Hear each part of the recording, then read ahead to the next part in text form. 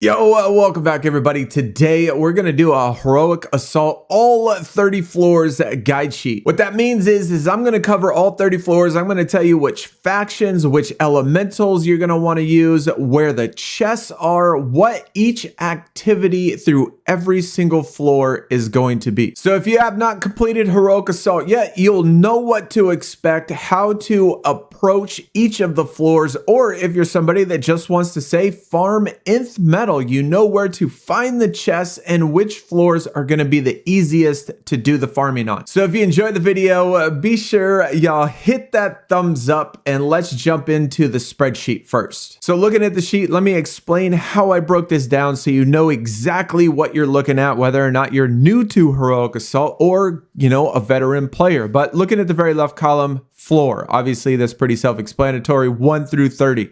Right next to that, we have a level. These are going to be the level at which the enemies are and what the gear and the mods are going to drop at.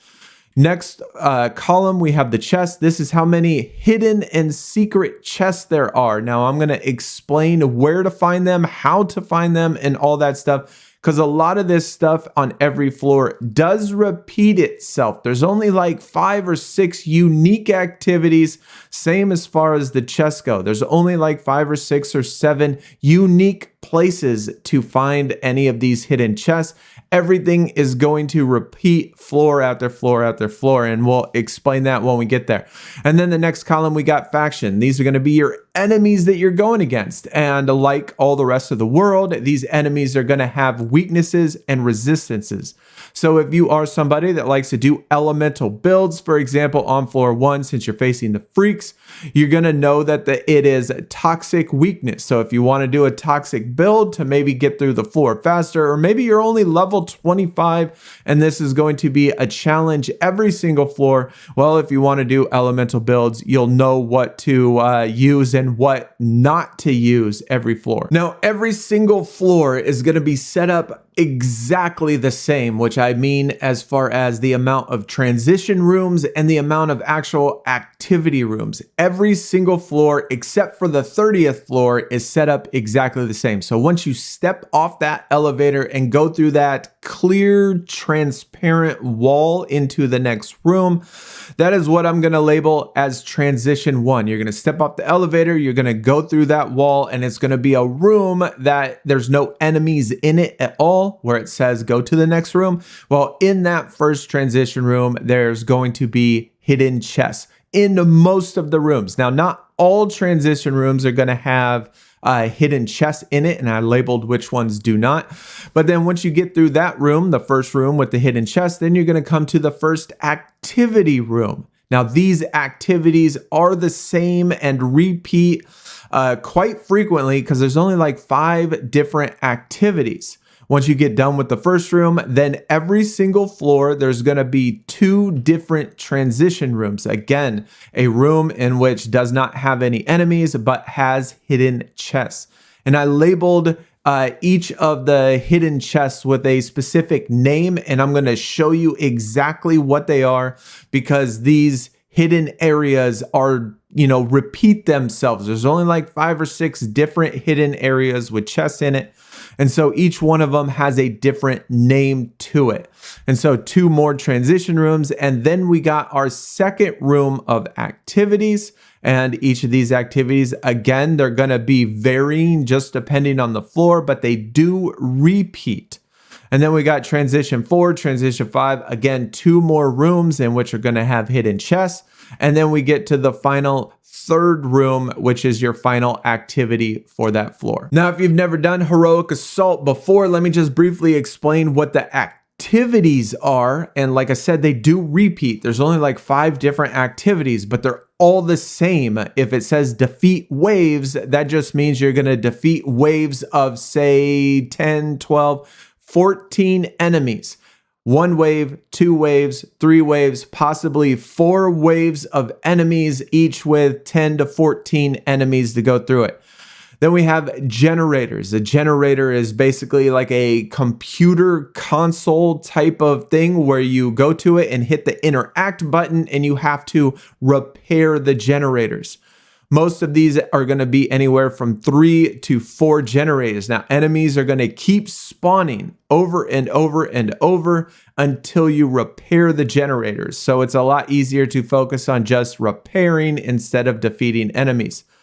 Console is the same thing as waves, except you're just protecting one computer type looking machine that is in the center of the room, and you just protect it from all of the waves of enemies. There's going to be just pretty much the same amount of waves in console as there are in just defeat waves, except you're just protecting something and you can't let enemies get close to it. And then we got faction leaders, which is the last one. That is just a few designated enemies that's going to have like a skull above their head. They're going to be the faction leaders. You have to defeat just those leaders instead of all the rest of the enemies. You keep defeating just regular enemies. Those enemies are going to keep respawning until you defeat just faction leaders. And then the only other activity in Heroic Assault is going to be escort, and that is just basically where you're escorting a vehicle and enemies are just going to keep respawning over and over. No matter how many enemies you kill, they're just going to keep respawning, and you have to stay close to this vehicle to move it along. Now, floor 10 and floor 20 are escorts, where it's escorting like a gun type of vehicle. And then floor 30, the very last one, is going to be Starro, where you're escorting Starro to the relativity beam. Couple things to note when it comes to this sheet as well. Like I said, not all transition rooms are going to have hidden chests. For example, floor 4, the very first transition room you get to, that is not going to have a hidden chest.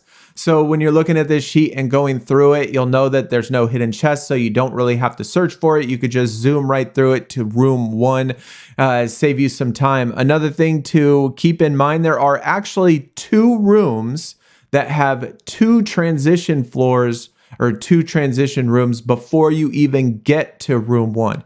And so at floor 11, there's going to be 2 transition rooms, 1 transition room with a cave and 1 transition room that has mines in it.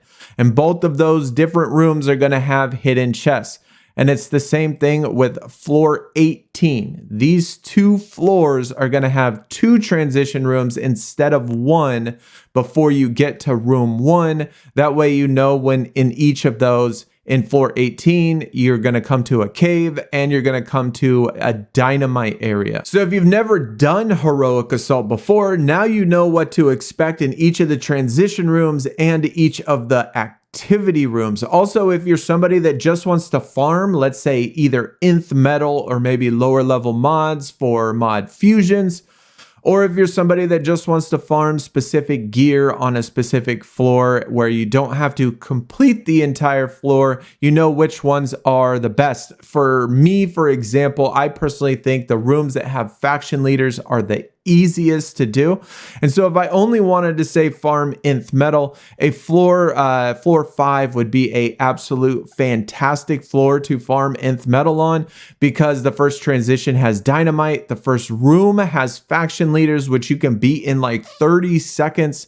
And then you could do transition 2 and transition 3, do the mines, do the dynamite, get those hidden chests, and then just reset the floor and do it over again. Also, another thing to note, if you've never done Heroic Assault, there are no League of Assassin floors. And so the only time you come to League of Assassin enemies is going to be at floor 30 when it comes to Starro, and he's going to have all of factions.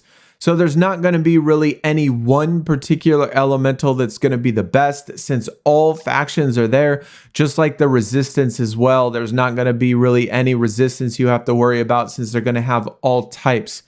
There is also no transition rooms either between each of the rooms when it comes to the final one. And so when you first jump off the elevator at floor 30, all you're going to do is just escort Starro to the end of the first section, and then you're going to come to a little hallway, which I just labeled hall, and you're going to have hidden chests in that, and then go into the next escort part of, the activity or the floor, which then ends with another hallway. And then the final one is going to be the relativity beam, where you just send Starro up on the relativity beam, and then that ends it. So now let me show you where each of these hidden chests are located, because like I said, these locations of these hidden chests are going to be exactly the same or repeat themselves over and over through various floors. So if I label one dynamite, you're going to be looking for the exact same thing in the transition room, just depending on what floor says dynamite. The ones that say cave or mine or gas valve or freeze valve, again, even though it might be on floor 2 or floor 3, it's going to look exactly the same on all the ones that are labeled with that specific name. Let's jump into the ones that are all labeled mines. Now, there's going to be a couple different mines that could be possible in order to get. This is the first one, and here is the second one. And on all of the transitions that are labeled mines, they're not going to have all of these. They're just going to have one of them. It might be the first one. It might have been this one. And then the final one that is mines could be this one right here. And so as far as mines go, anytime in the transition that you see mines, they're pretty easy to spot when you're actually in the room. I mean, you see the big red glowing thing on the ground, you're going to know that that one's going to be mines. And so one of these 3 hidden chests, I guess, these are what are going to be labeled as the ones in the transition rooms that are called mines. And then we have dynamite.